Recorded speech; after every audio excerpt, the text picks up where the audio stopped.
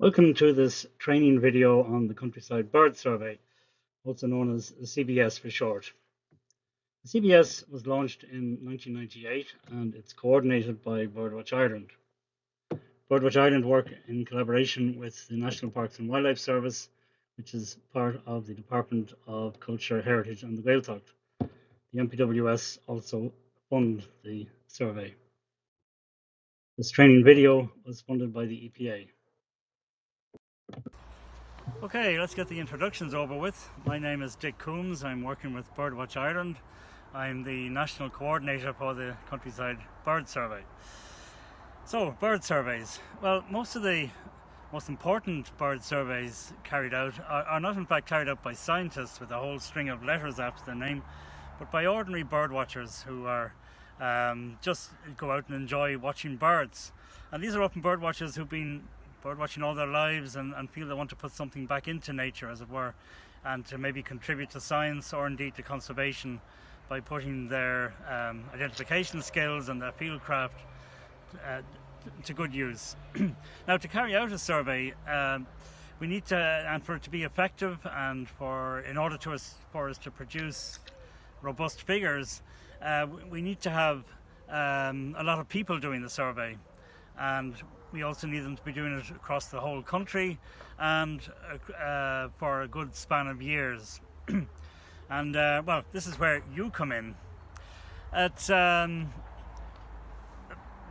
the survey. But while doing the survey, you've got to be able to follow certain guidelines. You can't just do your own thing. We've got to be all singing from the same hymn sheet. So it's very important that we follow the guidelines and learn the methods, because consistency really is the key word with the surveys. It's got to be, we've all got to be doing the same thing, surveying the same time of day and all those kind of things.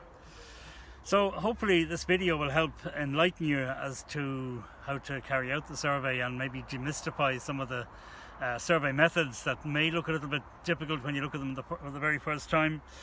The good news is that the survey methods have been designed around it being an enjoyable experience. I mean, it's an early morning walk in the countryside. I mean, what's not to like about that? And well, and I often think of Mark Twain made a great comment once. He said that golf was a good walk spoiled. Well, I like to think that doing CBS is a good walk made even better and enhanced, and you're actually doing something useful for nature and for science. So we'll just enjoy the video, and I hope you will take on a square if you find it interesting. In this video, we'll cover a number of topics. We'll start off with a look at some other bird surveys. We'll see how CBS compares to them and what CBS can do that other surveys don't do. In other words, what are the aims of the survey? We'll look in depth at the survey methods. Very important that we all get a good grasp of how to carry out the survey and that we're all doing the same thing. We'll have a look at bird identification of some of the typical species that you'll see when you're taking part in the CBS.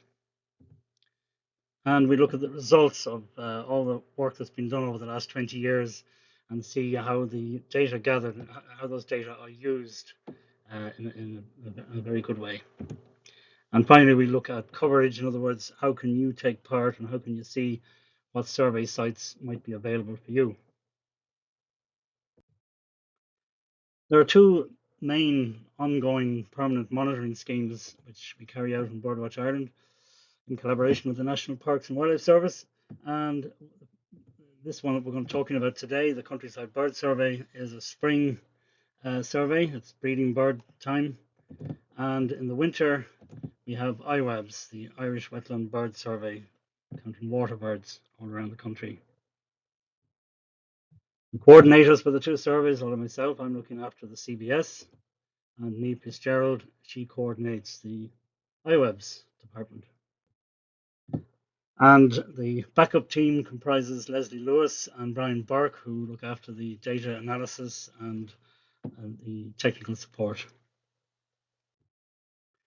Now, one of the longest running surveys, bird surveys in Ireland, has been the Bird Atlas. And it was quite groundbreaking when the first atlas took place in 1968-72. It was a 5-year project. All the breeding birds in Ireland were plotted and distribution maps were produced. Now, we're only focused on distribution. It didn't really look at abundance. In other words, just telling us where the birds were, but not what the numbers were necessarily. This was repeated 20 years later, another atlas, and this time not only did they look at distribution, but also at the abundance. So we had getting some kind of an idea of what the populations of each bird species were in the breeding season. That was repeated again, the most recent atlas, which also included a winter atlas, but let's just concentrate on the breeding birds for the moment. So these are all, as you might notice, these are all at 20-year intervals, so we can call them snapshots. They give us an impression of how birds are faring at 20-year intervals. And some of the interesting results were a lovely bird of the countryside, the yellowhammer. In the first atlas, yellowhammer was quite widespread. It was found almost in all 10-kilometer squares. Each of those dots represents a 10-kilometer square, so they were breeding all over the place, yellowhammers. 20 years later, we saw some big gaps that opened up, mostly in the sort of western half of the country. And rather alarmingly, in the most recent atlas, 20 years further on again, we can see that the species is mainly confined to the southeastern half, if you like, of the country. And that's what we call a range contraction. Bird atlases produce distribution maps, like we saw just a moment ago for the yellowhammer. They also produce what we call change maps. So it's one map showing the change, in this case, over the 40-year period. So these grey dots, they give quite an alarming picture of how the yellowhammer has declined.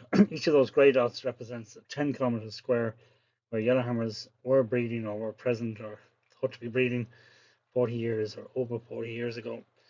The red dots represent new sites, new 10-kilometer squares where birds were found breeding, but that's fairly lean pickings there. So a fairly grim picture. A close relative of the yellowhammer is the corn bunting. It was never particularly common in Ireland, but at the time of the first atlas, you can see it was just about hanging in there around the coastal areas, particularly in the west of Ireland, down in Wexford, parts of Northern Ireland, and Donegal. 20 years later, in the next atlas, you can see just a few remnant sites out in the west, particularly on the Mullet Peninsula, and a few up in Rathlin Island. And sadly, by the last atlas, they were gone completely. So we can now say that the species is extinct as a breeding species in Ireland. And this is an awful shame, and we would certainly hate to see this happen to any other birds, and certainly not to the yellowhammer.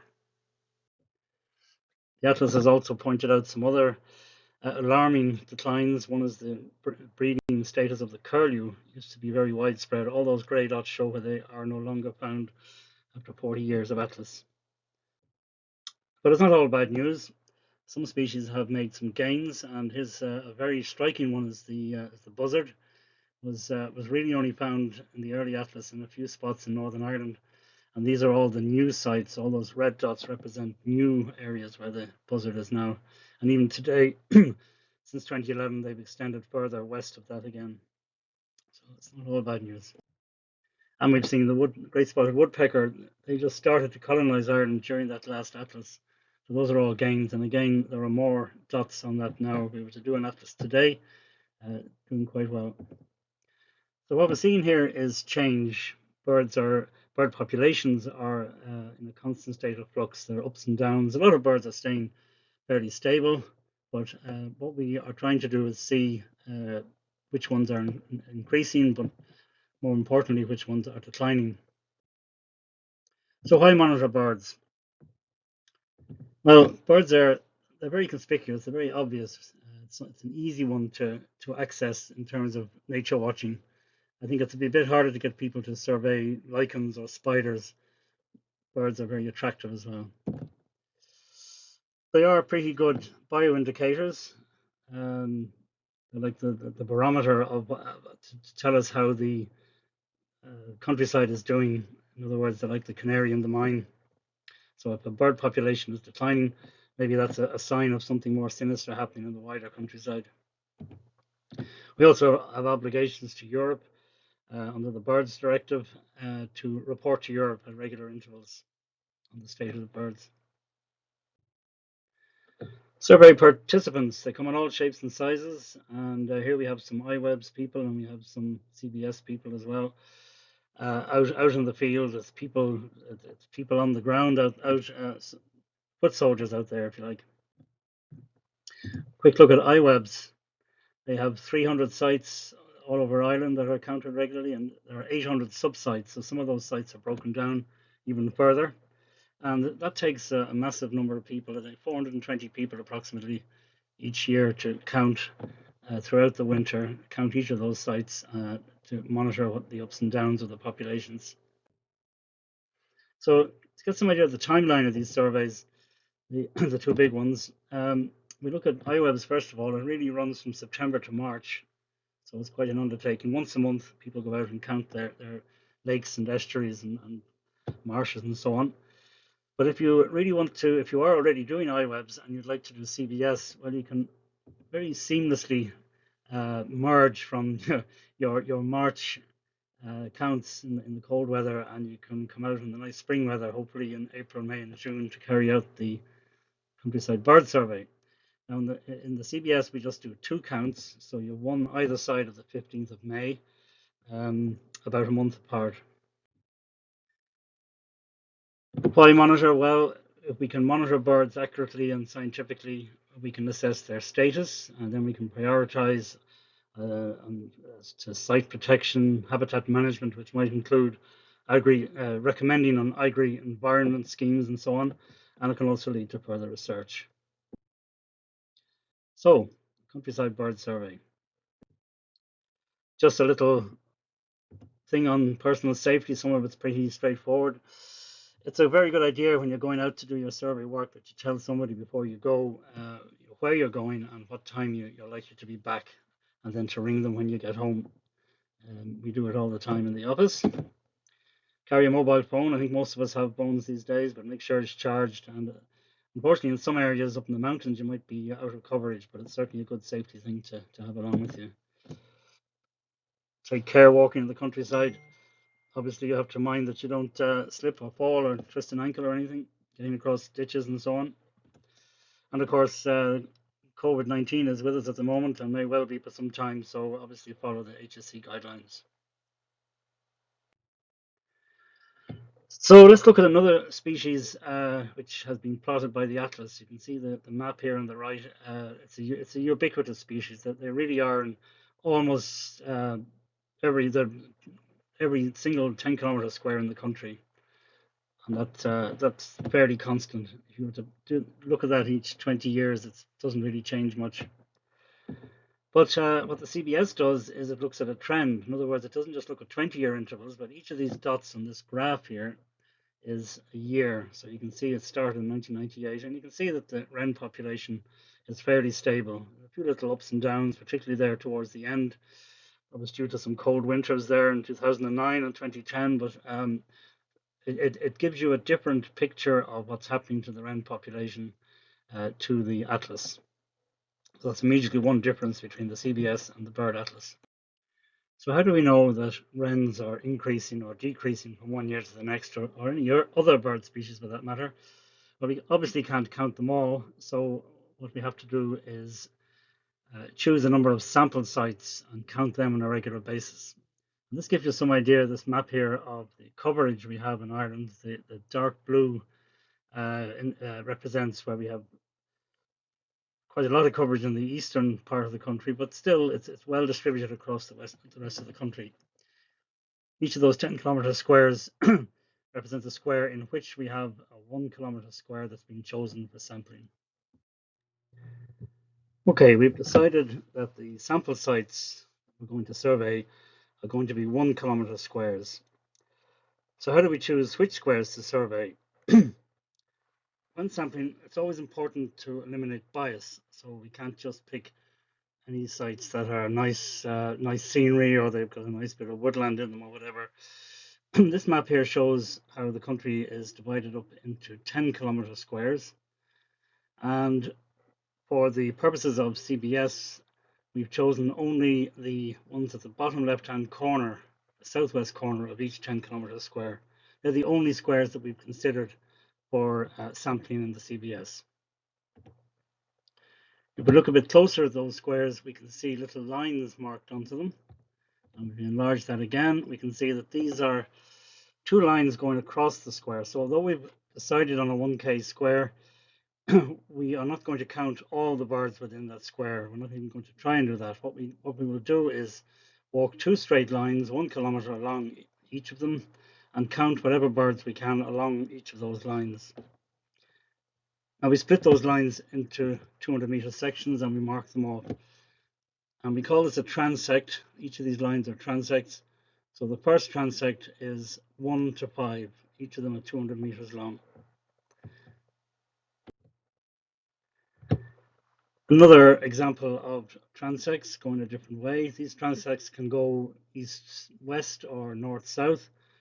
And the different colors here show you again the 200-meter sections, but the gray area immediately either side of the color, that marks where the 25-meter distance band is. Now, this is starting to sound complicated, but believe me, it's not too complicated. So in other words, we have to try and calculate when we hear a bird call or we see a bird on a tree, how close is it? So if it's within 25 meters either side of our transect line, that goes into the 25-meter category. This next one shows the 100-meter barrier or level. So from our line, it's 100 meters out, or it's 75 meters from the edge of the 25 meters. So we try to estimate, are there birds beyond 25 meters, or are they, at the same time, are they within 100 meters? So they would go into level 2, distance category 2, that is. And then we also look out beyond that and see, are there birds way off in the distance? They could be even outside the square. We saw, for example, a heron sitting on a tree 1.5 kilometers away. That would go into the third distance category. So here we are, a nice sunny morning. It's about to start our square, our transect, and we have, first of all, we have the map, which is tells us where we are, and we are right now about to start the first transect. Here's your 1 kilometre transect, and the 200-metre sections are marked off on it. So I have been able to find that there's a landmark here, maybe marked on the map, big tree, and here I am beside it. So I'm about to start. But before doing that, I go to my field recording sheet, the white one in your pack, and fill out some simple details, the square number, the date, and this is the early visit because it's before the 15th of May, so it's the early visit. We've also taken a note of the weather. It's a beautiful morning, it's a lovely blue sky, there's no rain, tiny bit of wind and excellent visibility. All those codes are written here. We don't want a whole big spiel about an occluded front coming in from the west and all that sort of thing. So anyway, here we go. We are right now, when I have my form, some people use a clipboard, but I prefer to just bend it over, and it's very easy to write on it. So here we are. This is the first 200-meter section, which is this section here, number 1, the first 200-meter section.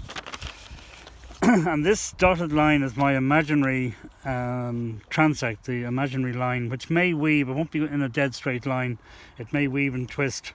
This line out here, to each side of me, that's 25 meters to either side of the transect line. Now this is not to scale. This next line is 100 meters from where I am. So that's 25 to 100 meters. 25 to 100 meters. So what birds we record in that area. And then this is 100 meters out to infinity. So if we see a grey heron 2 kilometers away over in the field, we still count it in that area. It may seem a bit complicated, but we'll just hopefully demonstrate to you how we record those birds. So as we start on our transect, quite often what I will use is a tally counter if I'm certainly in open country like in the bog, and this will click off my paces. Now for 200 meters I will do maybe 220, 230 paces, decent paces. That's about 200 meters. It's a handy way for you to keep track of where you are. So the very first thing I'll do is I will listen out, and I'll hear straight away there's a wren singing over there. He's beyond 25 meters. I have have another wren in very close to me, and I hear another one way over there beyond 200 meters. So just to look here and see how I've written those in, this is the close one here. He's within the 25-meter band either side of me. I had one that was maybe, we'll say, 50-60 meters away, and then I heard a very distant one away over to the right.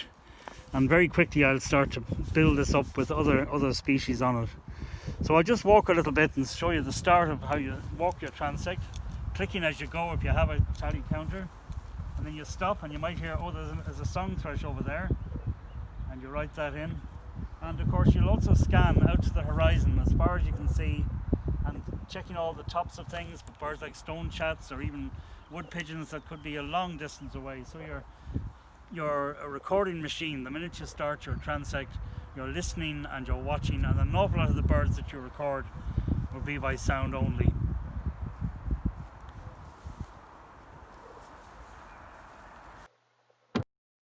So we've just completed the first 200 meters, and here we are at this point here. We know from the topography of the landscape, might be some landmarks marked in on the map, and you can see our sheet has become quite cluttered with lots of other birds marked in.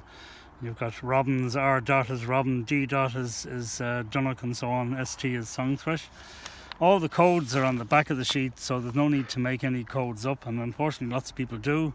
If you do decide to make up your own code, please remember what it is at the end of the day and when you're transferring it onto your count summary sheet.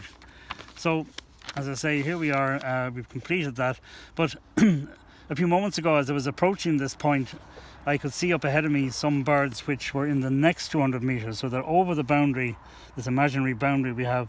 I heard a blackbird, I saw a song thrush, and heard a wren, so I've already written them in, and now I'm just going to walk on and continue on into my next 200 meters.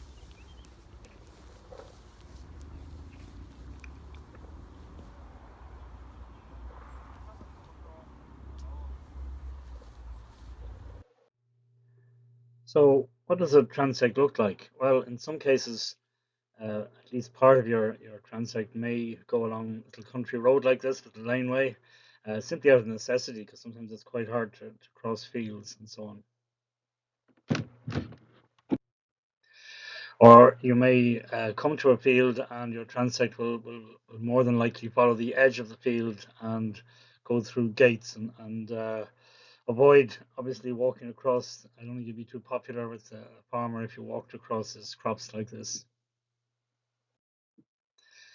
Of course, it's much easier on open country, bogland or uh, mountainside where you have very little obstructions. So in these cases, you can do a very straight transect, use a compass and take a bearing on some distant landmark and pace out your transect on it.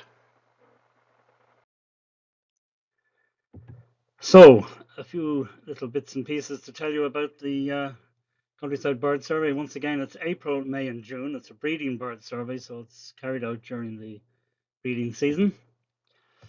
We do two counts, one before the 15th of May and one after the 15th of May, about a month apart. So you have a fair bit of time in between, to choose your dates. Pick nice weather if you can. And it's done in the early morning, so between 6 and 9 o'clock in the morning. We have roughly 300 squares are covered each year, maybe 320 in a good year. We make 300 our minimum figure, so we need quite a lot of people to cover those squares.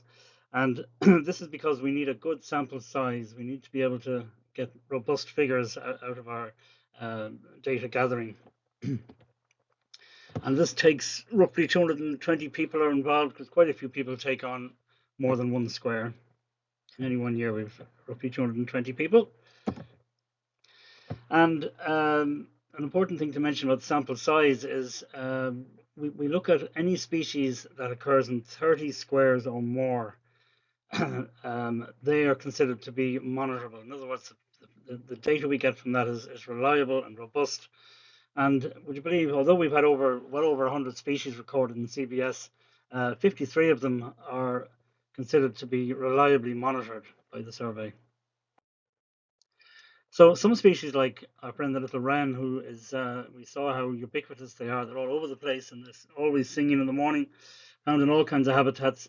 But the vast majority of them that you're going to record are going to be by sound only. So they're very vocal little birds singing away the whole time, and you really need to know the song of the wren. A bird like a song thrush, it's maybe 50-50. You'll see plenty of them, but you'll almost certainly hear them first, quite often singing way up in the distance. So you don't have to see it. Once you hear it, you can still record it down in your sheet, of course. But a bird like the goldcrest really would need to know the song of the goldcrest because they're very small, smallest Irish bird, and they're often well concealed in the vegetation. And more times than not, they're up high in the conifers. Completely different now. We're looking at some of the larger birds like wood pigeons. You're going to see lots of wood pigeons. You'll certainly hear them, but you'll see them. So you'll mostly pick them up by sight. And the same would apply to the crow family, the big and obvious. One thing to mention is we ask you to try your best to only record adult birds. And if you see a juvenile, please resist putting it down. So we don't count like this little juvenile robin. We don't count them, I'm afraid. So the CBS is carried out in a whole range of habitats. This is because of the random nature of the way the survey squares are selected. So you get a square in a nice bit of open woodland like this. An awful lot of the squares are going to be in farmland like this, or open bog areas with a nice river running beside it. So if your transect is running along that pathway there and the river is beside you, you would describe the main habitat when you come to the habitat description later on, and we'd also mention the river. So more about that later. And you get a nice blanket bog like this up in County Mayo. That's, again, the squares could be anywhere. Or your square might fall on a nice bit of mixed woodland like this here. You see a few conifers in there, plenty of broadleafed, and some mixed scrub. So habitat recording, happy habitat recording. Not so happy. I think most people find this a bit tedious to say the least, and we won't dwell too long on it. It's easier if you just look at the instruction manual and way around it. But we just cover a few aspects of it. What we're looking for you to do is to put the main habitat down on the sheet. In other words, decide is it farmland, is it woodland, is it bog? So if we look at the top box there on the left hand side, the one that's marked in red, that's woodland, A woodland. And if we so A2, we go to the next level. 2 is coniferous. So if that was a coniferous woodland, you would put in A2 in your first two columns in the sheet. If it was farmland, and an awful lot of squares, as I say, are farmland, you'd put E and you put 1 for improved grassland. So that's the next column, next one across at the top there, E1. We then ask you to just carry it to levels 3 and 4, and this gives you a little bit more detail on the habitat. For example, with that woodland habitat up there, A2 we've already filled in. And then we can choose 2 from level 3. So for example, 4 tells you it's a mature plantation, and 9 is that it's near a road. And then we look at level 4, and we can pick 2 out of this as well. So there might be a dense shrub layer. This would be smaller, like hollies and those kind of trees, lower than the taller trees, and it might have dead wood present. So all of this is on the back of the habitat sheet. So this is the front of the habitat sheet. Each of those 10 rows represents one 200-meter section. And we ask you to look at the dominant habitat. So that left-hand half there, 1 to 4, levels 1 to 4. We ask you to try and fill out at least the levels 1 and 2, and then if you can get more detail, all the better. What we would say is we would ask you not to write this across your sheet each year, because the habitat does change, and the whole idea is that we can keep track of any changes in habitat. That might be some reason why a bird population is changing one way or the other. So I think one of the best ways to demonstrate the correct way to fill out a form is often to show you how not to. And we have a Mr. Blogs here who makes a few mistakes. Here you have a Mr. Blogs who isn't very good here. He has put in E1 in column 1, and it should be just E, and that means it's farmland, and 1 would be improved grassland, and it should be in column 2. He's also put in ditto. Well, the computer doesn't know what ditto is, so somebody typing this into the computer wouldn't understand that. So we ask you to please put in the full description. Whereas down here in the second transect, Joe has decided to do things the right way. So what we boxed here in green shows you the correct way. So there's A2, that's coniferous woodland, and all the other features afterwards. If you can't see, you can always leave some of those boxes blank if you can't see anything that fits the description in the habitat. If you see there on row 7, G2 has gone in. G is a water body, just like the river we saw a few minutes ago. So if you put in G2 would be a small water body. So that's just a second habitat. You don't have to put those in, but in the event of there being another habitat close to your transect, which is worth recording. For example, your transect might be going right across this bit of blanket bog. So that's just D4. But you're supposing part of your transect goes up along the edge of this coniferous forest. So that would be go into that second section called second or secondary habitat. So here we have the map. We've finished doing the field work. We start here. That was our first 200 meters, second, third. When you get to this point here, you don't count the birds beyond that. You stop counting, you take a note of the time, and you make your way over to the second transect. So this is 6 here, 6, 7, 8, 9, 10. And you start doing this. Now each of these transects should take about 35 minutes, maybe 45 at the outside. So it's a nice gentle stroll, just stopping as you go along, counting the birds as you go. And now we come to how you transfer the bird data onto your account summary sheet. This is a very important part of the whole thing. It's when you get home and you sit down, ideally you do this now quite quickly after you get back, because while the enthusiasm is still there, shall we say. So you're transferring all the data from your first box, that first box we looked at, the first 200 meters, and that goes into the column 1. All that information goes in there. And then the same thing happens with your second 200 meters, that all goes into column 2. So here we are, we've finished the survey, and you can see here I put in the finish time of the first transect, and then the start and finish times of the second transect. And what we're going to do now is we're going to distill all the information here, all the numbers of birds here, onto single figures onto this here, the count summary sheet. And we fill in the same details from the top. And the first species we're going to look at here is wren. And this is the first transect, that's your first 200 meters. And this is the first distance category. In other words, any birds up to 25 meters. So we're going to see how many of those we had. So we come back over to our field recording sheet.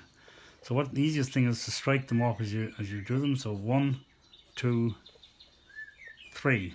Total of 3 between where we walked and the 25 meter band. So that's 3 goes in here, like so. So then we want to see whether any birds in the second distance category. So back to our sheet here. This is between 25 meters and 100 meters. Okay, there's 1, just 1. So we cross them off so we don't double count. Transfer that over here, and there's a 1 in there. And then we want to see are there any birds recorded beyond 100 meters. So nothing on that side, but we have one over here. So we cross him out there, and that goes in there. And we do the same for the other species all the way down. That's all the first 200 meter section. Let's just look, if you hop to the next one, this is the next 200 meters we see again. We've got 1, 2, 3 wrens. That'll go in here. They're the close ones. And then we go and look in the second distance band. We see 1 and 2. They go in here.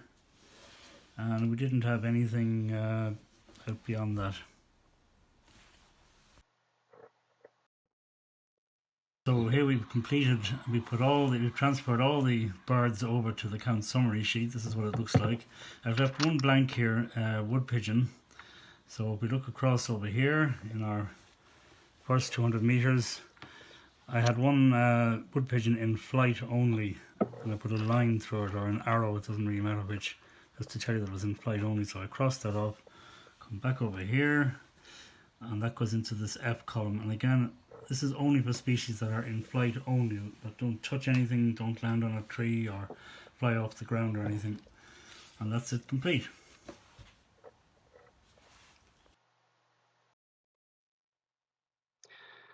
So let's look at it again just to recap. There you've got a magpie in levels 1 and 2, they go in there. You've got blackbird, one in the near distance category, and you've got two in the 25 meter to 100 meter band. And wood pigeon, you can see we've got 1 and 3, and then robin, 2 in there, and finally jackdaw is the symbol there for the birds in flight. That goes in there, 5 jackdaw. And here's our friend Mr. Bloggs again, up to his old tricks, making all kinds of mistakes here. So let's just show you how not to fill out the form. So the first thing we look at here, we can see that he's put in the weather. He hasn't done anything right here. The weather is very clearly on the field recording sheet. You can see it's codes 1 to 3. So 7/8, that's an old way of putting the amount of cloud cover. That would be a 3. In other words, mostly cloudy. So you use simple terms. We don't want to know that there's a major weather front coming in from the west and showers in the afternoon, whatever. He's put in July. He's done this visit in July, and that's not right. It should really be done by the end of June. 30th of June is the last day of the survey. He's also put in E. If anything, it should be an L in there because that's the late visit. Early visit is up to the 1st of April and the 15th of May. Here we have an interesting one. Put in wrens as 3 of them flying, another 1 flying. Highly unlikely you're going to see small birds like that just flying. In other words, not touching anything, not landing on an aerial or anything. You're going to see them low down in vegetation, so that's a mistake. What's in green there is more likely. 12 robins, very, very unlikely you'll see 12 adult robins in 200 meters, certainly not in one distance category. And be looking to get 4 or 5 adults in that kind of distance.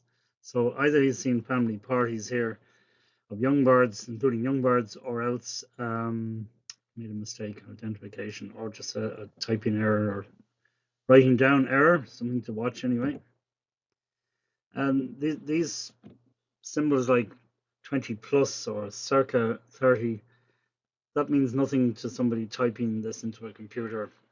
We need absolute figures. Now it's going to be your estimate. Nobody's going to check, so just make your best estimate and put down a figure, but not circa or whatever, because I just have to come along with the Tipex and remove the pluses and the circas later.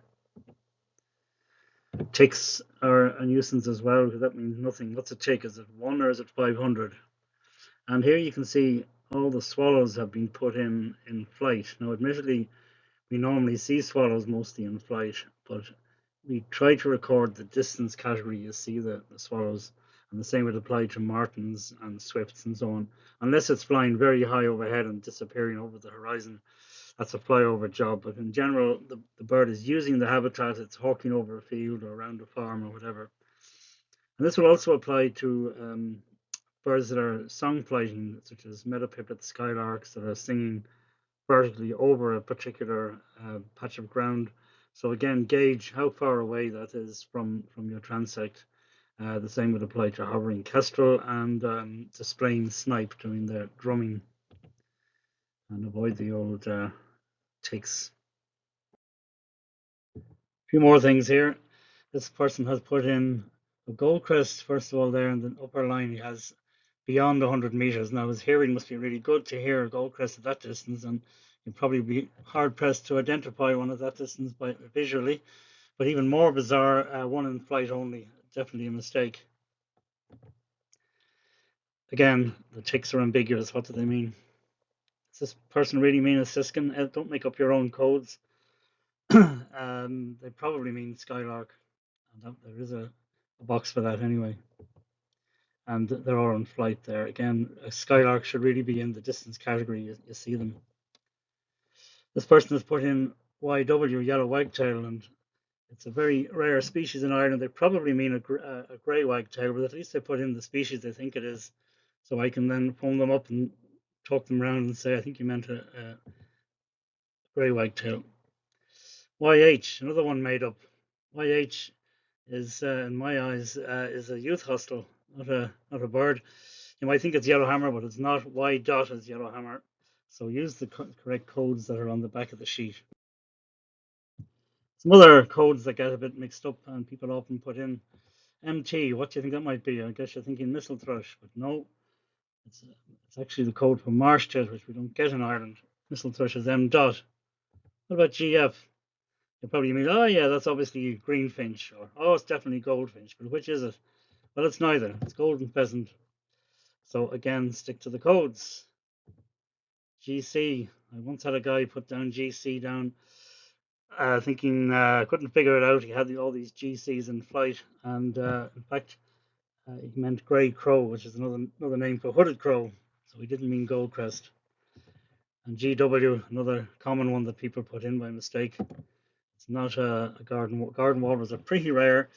They probably mean grey wagtail, which is GL.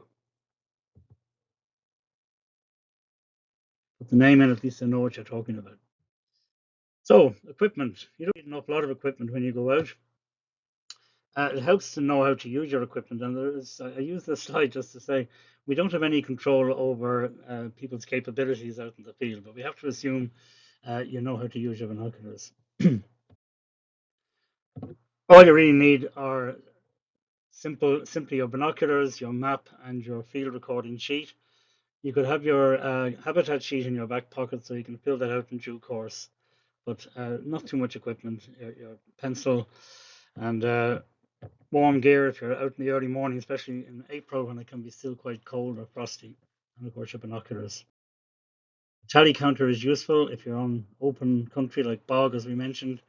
It helps you to pace out your distances, but it's not essential at all. And you don't need a telescope. In fact, you don't use a telescope. Let's all keep the same standard. We use our naked eye, our ears, and our binoculars. Right, so let's look at some of the species you're likely to encounter when you're doing CBS. And we've already seen that the wren is very widespread. It's a very common little bird, and you are more likely to hear them than see them. You'll see very few in your square, but you'll certainly hear lots of them. So it's pretty important that we learn the songs of some of these species.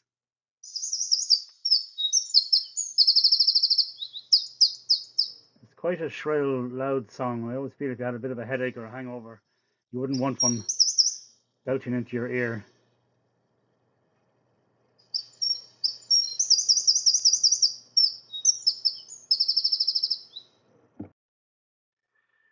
Another little brown bird that is very common in the countryside, very widespread, is the dunnock. And it has been said that the little jingly sound that a dunnock makes is not completely unlike the sound you hear in a supermarket if one of your there's always a trolley somewhere that has a squeaky wheel, and just imagine yourself going along and getting the messages, listening to this dunnock squeaking away.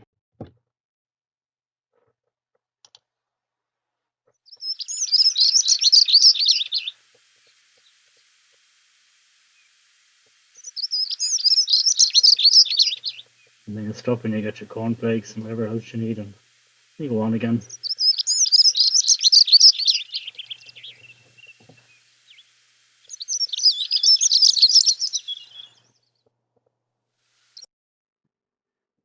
Now the robin is another very common bird. You need no introduction to how to describe them. They're very easy to tell visually, but again, it's very useful to know the song.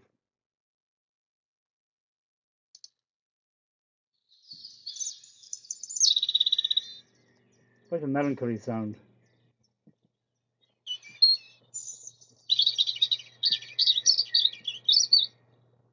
slow in some ways, but kind of hurried in other ways.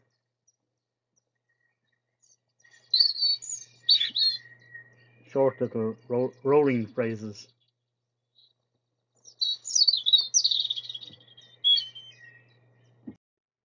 Blackbird has one of the loveliest songs, lovely mellow, fluty kind of a sound. A lot of people would have difficulty differentiating blackbird and song thrush. Now they have similar qualities to the sound to the song, but one big distinction is that the blackbird doesn't repeat itself, whereas the song thrush does. And it has been said that it's like somebody giving dictation. If it was a blackbird, it would say, "Dear sir, further to your letter of the 28th, we'd like to advise you that we can no longer supply you." Whereas the song thrush would say, "Dear sir, dear sir, dear sir, further to your letter, further to your letter, further to your letter." So here's the blackbird.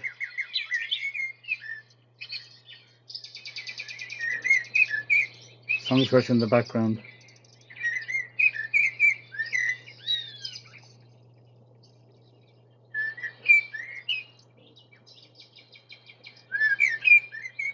Little pauses between phrases.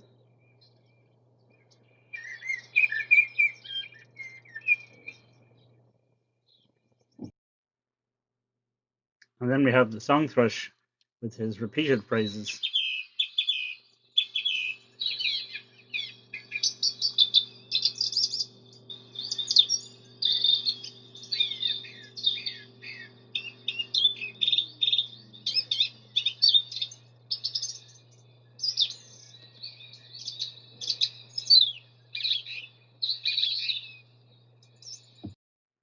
Now, I always feel that the missile thrush, the bigger version of the song thrush, uh, never quite made the grade in terms of singing. He sort of um, makes little fits and starts. That it never has quite the same range. It's a flatter kind of a sound. Always seems kind of hurried and a little bit uncertain, maybe.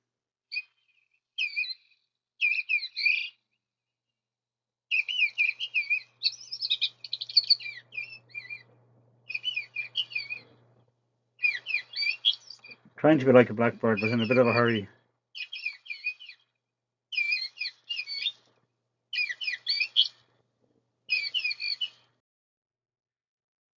We're not going to play the songs or the calls of all the birds that you're likely to encounter in the CBS. But we'll just look at a few of the typical species you'll encounter. It's a blue tit, no problem there. And the great tit, very common. They make the classic teacher, teacher, teacher song. And the cold tit, a little bit smaller, like a miniature great tit in many ways. It has the white stripe down the nape, just in the back of the head there, and tending to be more in conifers than broadleaf, but you can get them in both. And the long-tailed tit is very distinctive with the long tail, obviously. I should say at this stage, if you are seeing flocks of birds, especially in your June visit, the second visit, uh, particularly any of the tit family, you're getting a flock of long-tailed tits. You could easily get 8 or 9 of them going along. Don't put down 9 long-tailed tits because you can be absolutely certain there's only 2 adults in that and 7 juveniles. So just put down 2. They won't be in the winter flock yet. It'll definitely be a family party, and that would apply to quite a few other species as well. Goldcrest, really important to learn the Goldcrest song because they're so small, so secretive, uh, quiet and quietly hidden in the vegetation. But listen out.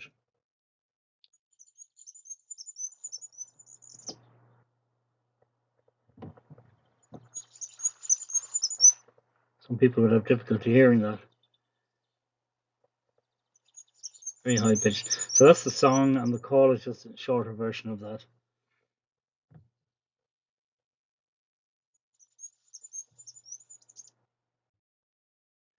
Goldfinch, nice song. We're not going to play it here, but very distinctive looking bird. Quite easily seen, usually hopping around on the tops of trees and flying around. And then we come to the chapfinch. This is the commonest finch we have. It's actually one of the few birds we have of that size that has a wing bar, very distinctive white wing bar. It's on both the male and the female. The song is a lovely, bubbly, kind of descending song, which is very cheerful sound.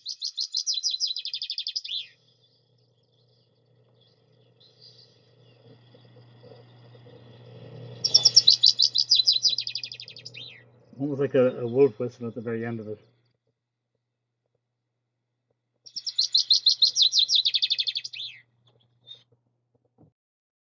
There's the female, a bit duller looking, but she has the same white wing bar.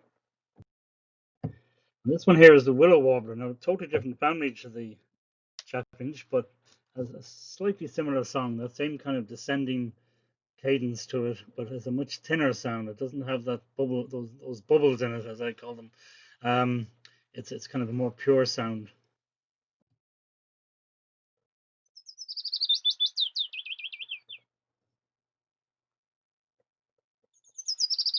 So it starts way up there and comes descending down, and then kind of runs out of steam at the end.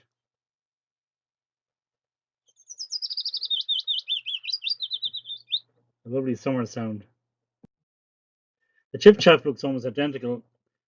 Black legs is one way of telling them apart, but usually we do it in the CBS. We certainly do it by its song, a very very different song completely. It's chip and the sound they make is basically chip.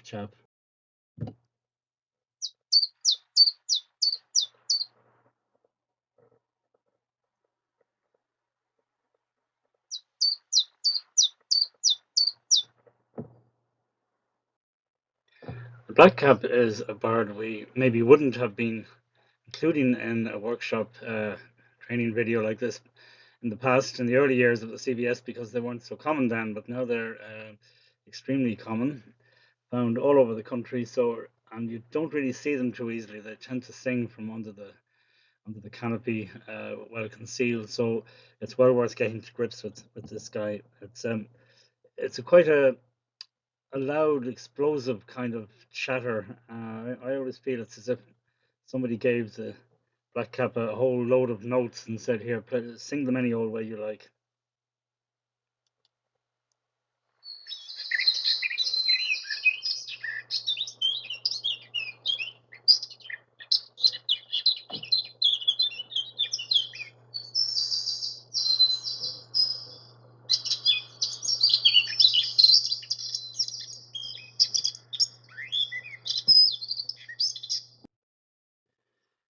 Swallow is easy enough to identify. Again, as we mentioned with the tit family, if you see a lot of swallows flying around, especially in the second visit late in the season, try and differentiate adults from juveniles. You'll probably see big groups of them flying around. The ones with the short tails are basically the young ones. So again, try and give a realistic figure. If you see 10 birds flying around, maybe there's 4 of them are going to be adults. Swifts, again, if they're flying around buildings, and they're put in the distance category, not the fact that they're in flight only. The wheatear is a bird which you will not really encounter much in farmland, but you will see them in bogs and upland areas, mountains, and in the western half of the country. They come right down to the sea. One of our earliest migrants. Lovely bird. They have a white rump when they fly away. A very distinctive feature. In similar kind of habitat, those boggy upland areas and you heather and so on is where you'll find the meadow pipit, very very common in mountainous areas. One of the few birds you'll see actually as you get higher up a mountain, like a small miniature mini song thrush really. Skylark is a bit bigger. When you see a skylark in the same habitat, they tend to be more wingy. I call it. In other words, they look more almost getting towards songfish, but not as big. And when they're singing, they tend to ascend very high up and sing maybe for 15 minutes on end. Meadow pipits have a much shorter song flight. The tree creeper is an unassuming little bird. You only ever really see them creeping up, literally creeping up on the trunk of a tree or maybe on a big bough, but never on the ground or in a bush or anything like that. But time and again, you're going to pick it up by the call before you will see them. Very high pitched, not completely unlike a goldcrest. It's certainly useful to know the call. Siskin is a little bench. A lot of people would be used to them in the winter coming to the gardens. And not a huge amount turn up in CBS, mostly in conifer plantations, or they do like alders as well. Small little yellow fella. Redpoll is one you'll regularly get in flight, so if you can learn the flight call of the redpoll, it's very useful. But again, they like willows and alders in many parts of the country. Stonechat is one you'll see on the tops of gorse and in open country. Not particularly common, but they do tend to be fairly obvious. The male is very stunning, and they sit on the tops of things, as I say, fence posts and gorse bushes. It's the female. You can see they're very closely related to robins, have the same kind of big rounded head and jumpy body. White throat, one of the warblers, related quite closely related to blackcap. Slightly similar song, a little bit more, in fact, a lot more obvious. They tend to go to the tops of bushes and trees as well, bushes and fence posts and so on. Kind of like a stonechat in terms of the way of the habitat they're in. Yellowhammer, which we spoke about at the beginning of the talk.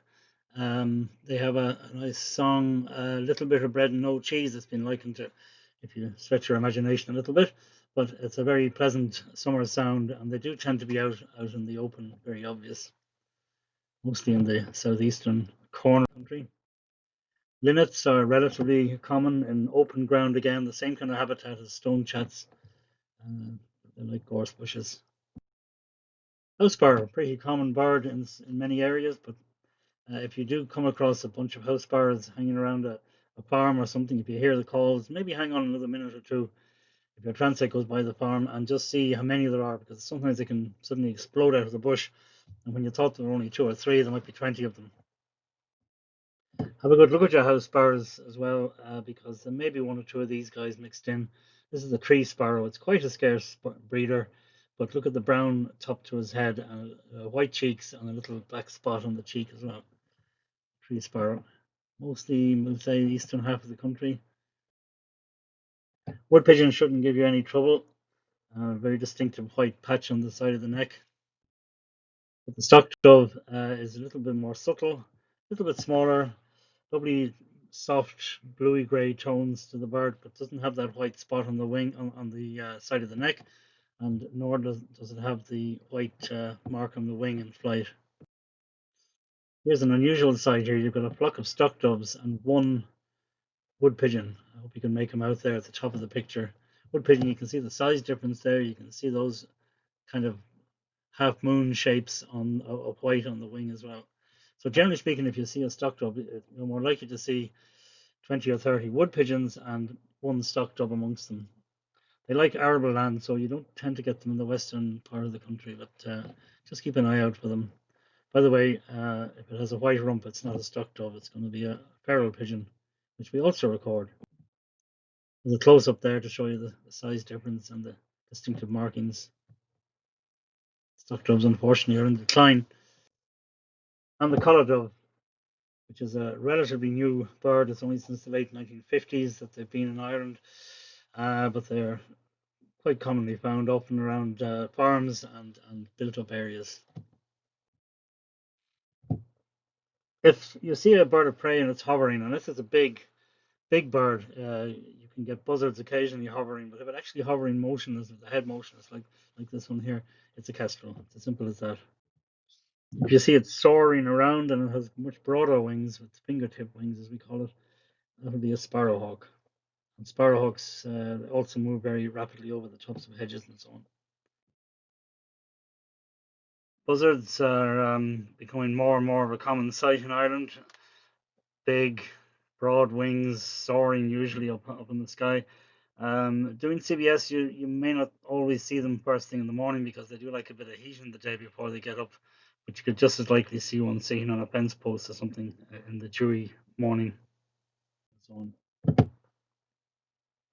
Cuckoo, you won't have any difficulty from identifying the sound of a cuckoo, but keep an eye out if they can catch you off guard if you see one flying along. It can look remarkably like a kestrel or a marlin, and that's part of their strategy for scaring birds off nests so they can find where they can lay their egg.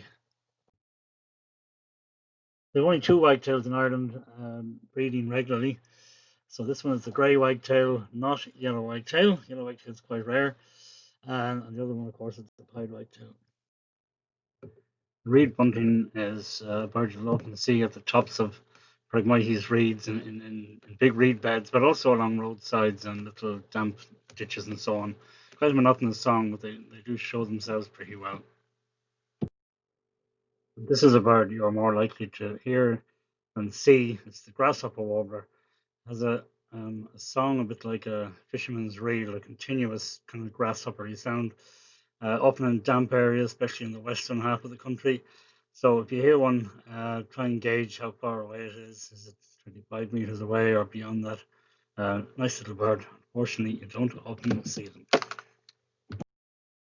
Sedge warblers, pretty widespread also, tending to be in Phragmites reed beds, but also in little roadside margins if there's any kind of a damp area.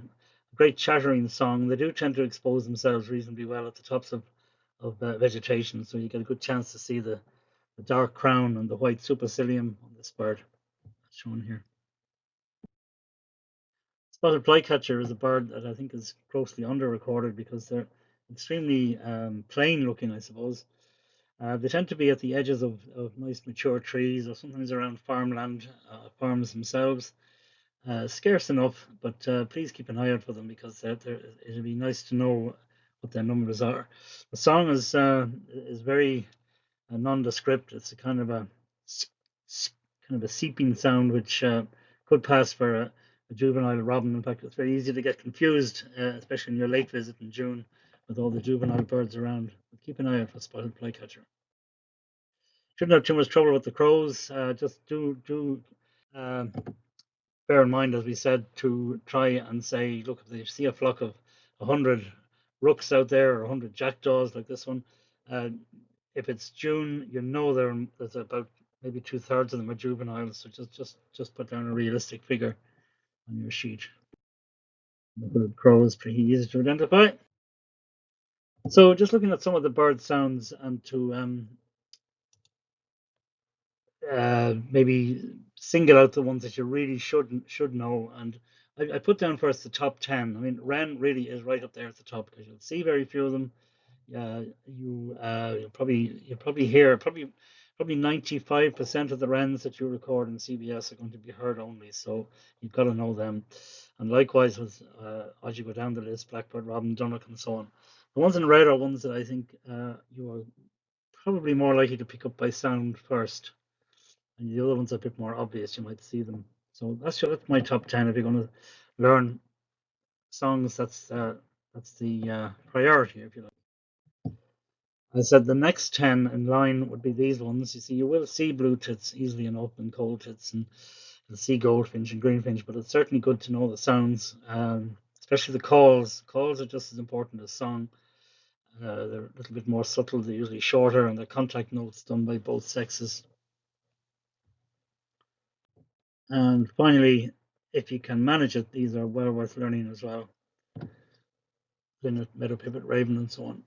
I put them kind of low on the list because they tend to be, well, they're either less common, as in the case of, say, white throat or siskin, but also you're going to see them as well. There are all kinds of aids nowadays. You can get CDs and probably still a few old cassette tapes lying around, but you can also go online, and one site you can go to is Zeno Canto. Give that a go, and you can pull out the species that you want to learn. There are limitations to the CBS. It mainly focuses on its land birds, its birds that are out in the daytime. It's not one of the things that we can't cover seabirds or water birds, or indeed nocturnal species. So we don't really get a chance to get a good. We certainly can't say we are surveying well for birds like barn owl. If you do happen to see an owl flush it on your transect, by all means count it, but the numbers that will turn up will be so small, it'll be well below the 30 threshold. One of the things about CBS is it can change your perspective on things. Something as simple as a bullfinch might be quite exciting for you. You might have been surveying your square for 3 years and never had a bullfinch in the square, and suddenly there's one, so that really makes your day. And of course, even hearing a grasshopper warbler, well, that's a real bonus. But if you're lucky, you just might get a brazen one coming out into the open like this and see it. So again, those are the perks of the job. A real treat is to see a crossbill. They are more often than not you'll pick them up by sound. First of all, they make this chuck chuck chuck call high in the trees as they lift, usually in conifer plantations. And this is a male here hanging upside down. There's a juvenile there. You can see all the streaky underside, and you can see the extraordinary cross bill that they have for poking amongst the cones. Well, you might be looking to get a windchat. We mentioned stonechat earlier. A windchat is a summer visitor, a close relation of the stonechat, but much scarcer. And keep an eye out for those. Very distinctive with the big supercilium, the white stripe over the eye. And of course, woodpeckers are now getting a good foothold in the eastern part of the country, so keep an eye out for them. We're getting more and more turning up in CBS. So when all the field work is done and we have this huge amount of data, what do we do with it, and what uses can we put it to? First, let me say that what are the perks of taking part in the CBS? Indeed, any bird survey. Well, it's a sense of ownership. You get to really enjoy your site, your square, hopefully to the point that you'd fight over it. I've had that happen sometimes. You try to swap a square with somebody and say, they have that square over my dead body. So that's the kind of attitude we want to get, a sense of ownership, as I say.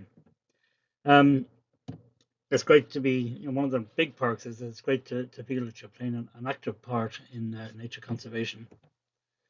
And you have the satisfaction in knowing your counts really do count. And of course, it's a nice excuse to get out and about in the spring. So let's look at some figures.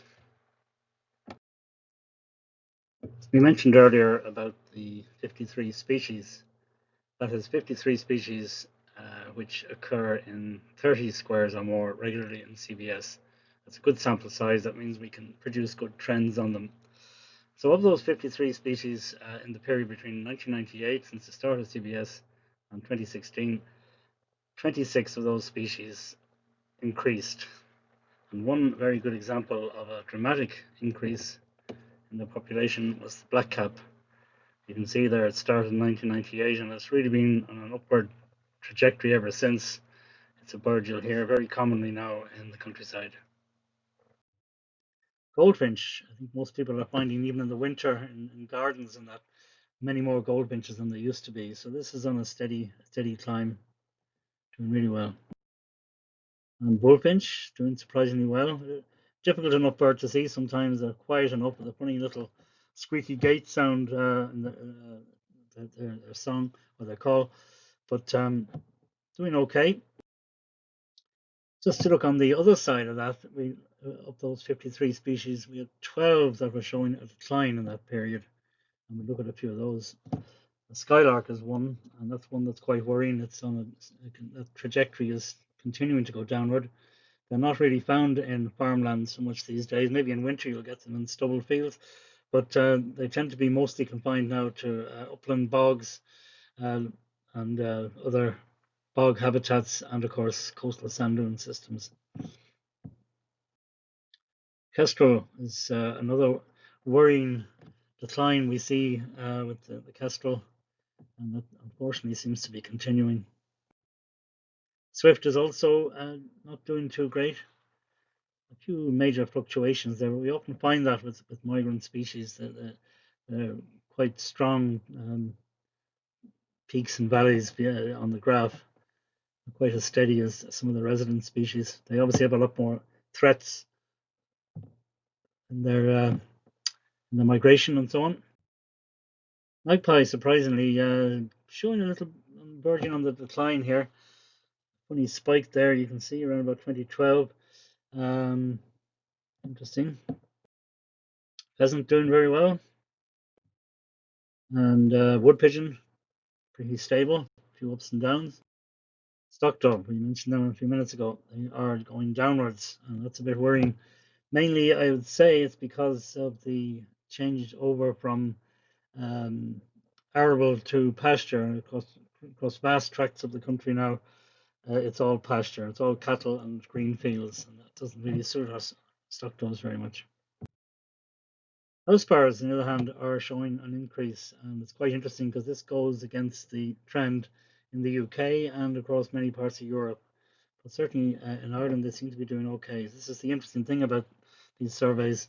It brings up these differences, if you like, even between our close neighbours, between Britain and Ireland. Swallow, relatively stable, although there's a lot of anecdotal comment that they seem to be declining in recent years, but relatively steady, certainly since CBS began.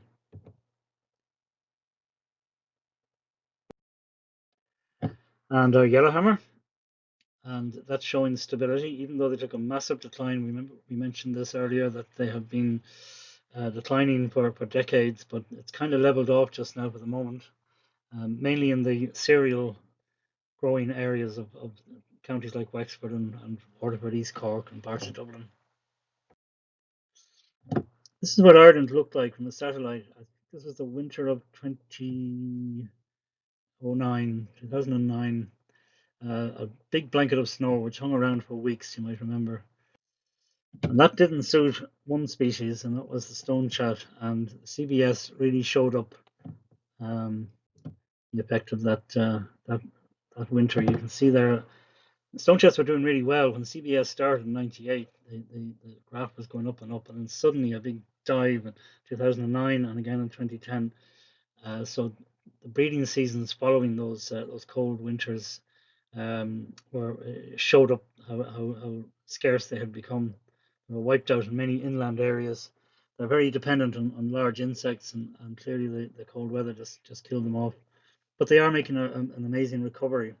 I should point out that these are indices. This is an index of this graph here shows an index of stonechat, and that 100 figure is just basically the base year. So all these graphs are shown in relation to that base year, that first year of the survey. Here you see meadow pipit, a similar uh, nosedive there around 2009 and 2010 after those cold winters. The meadow pipits were absent from many of the upland areas in the immediate springs after those cold winters, but they have recovered reasonably well. Grey wagtail, see the same thing. Obviously, um, wagtails like this, they hang around rivers and lakes and so on. So if those areas that froze over, it was quite hard for them to make a living in those conditions. So obviously that was quite a heavy loss during that period, but they have recovered. So these are the kind of things that maybe wouldn't show up so easily on an atlas that we saw at the beginning at 20-year intervals.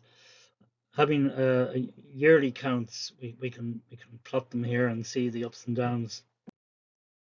Wheat here is a summer migrant, as we mentioned, but quite interestingly, there was a drop around that same time. So this is very, very strange.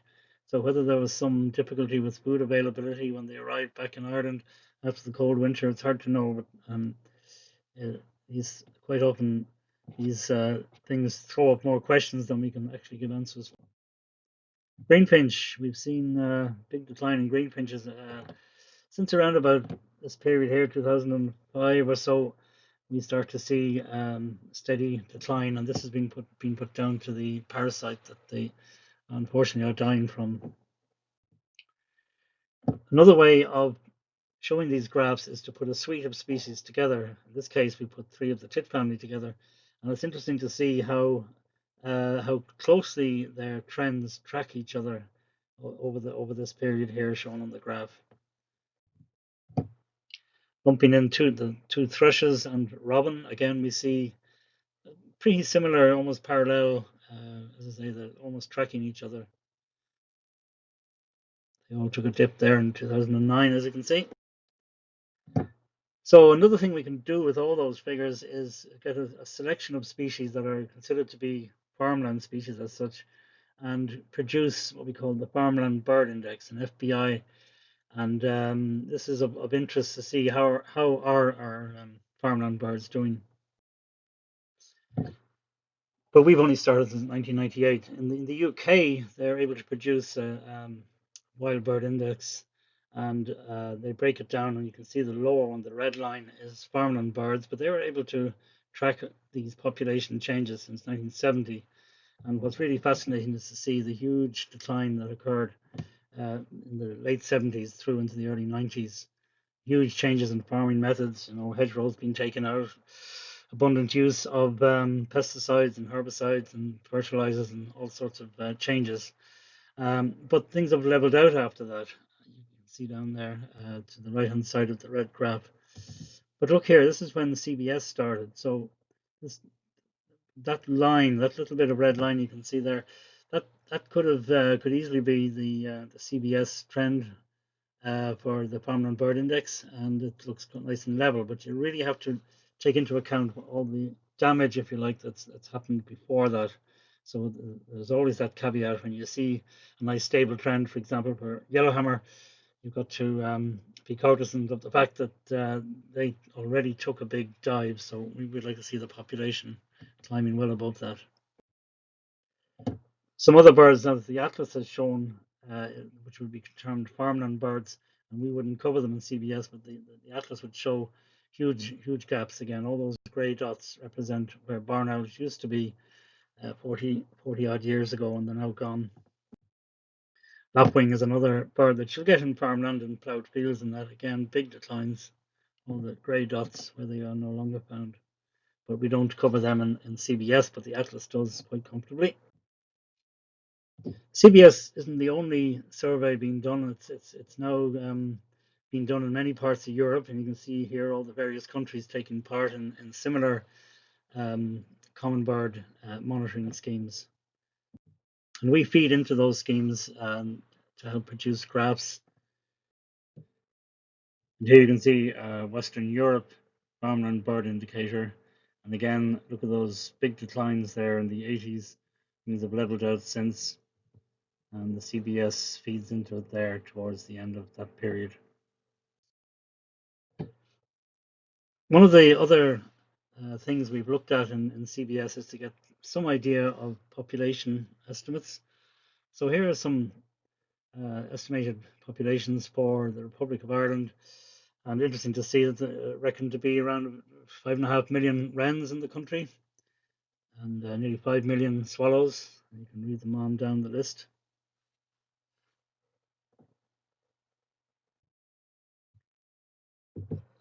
So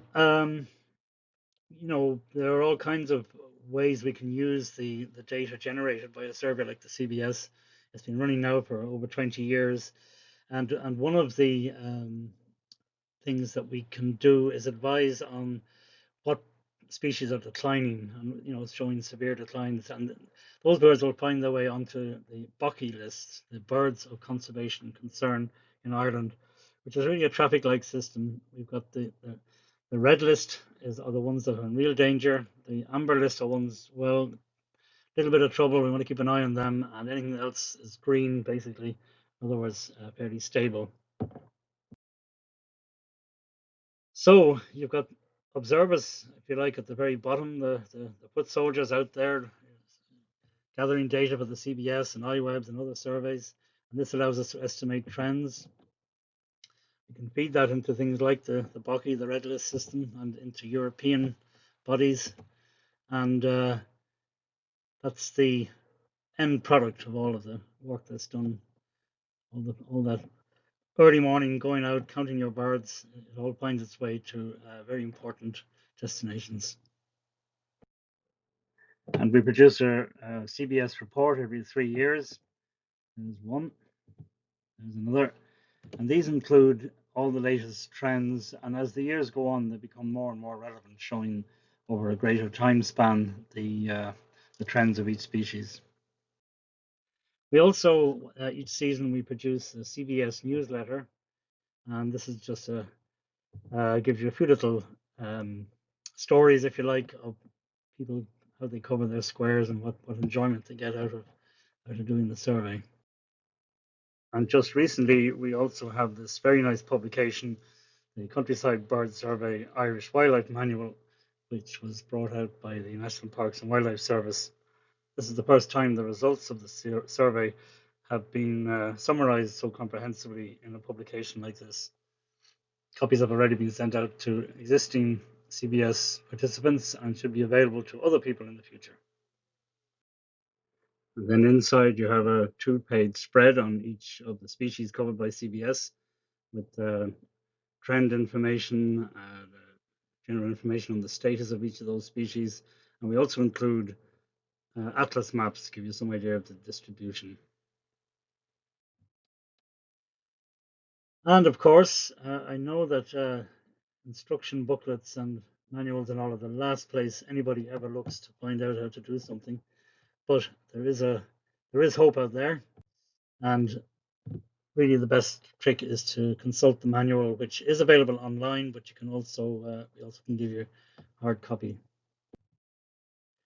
And there it is online. You go onto the BirdWatch Ireland website and find your way to the CBS page, and you can click on that view publication, and you can see the latest report, the latest CBS news, and the CBS manual. And you can also have a look and see what squares might be available. You know, if you're thinking of taking on the survey, if you look at go to this page here and just click on map of CBS coverage, and it'll bring up a map like this, map of Ireland, showing you all the CBS squares. The ones in red or yellow, they indicate squares that are available. So it's a handy way for you to find out if there's a square near you that's available. And you can zoom in. As you zoom in a bit further, you can see the red squares. And if you tap at the edge of the square, you can see the square number and the status. In other words, it's free. And you can zoom in further again and maybe get an idea of the lie of the land. You might know the area yourself. So there's nothing stopping you now. You can check us out on our BirdWatch Ireland website, of course, and or you can just get directly in contact with myself as the CBS coordinator at BirdWatch Ireland. It just remains to say thank you very much for listening to this and watching this video, and we'd like to say thanks again to the EPA for funding this project, and of course the National Parks and Wildlife Service, who fund the entire project, and we'd like to thank the photographers who contributed towards this slideshow.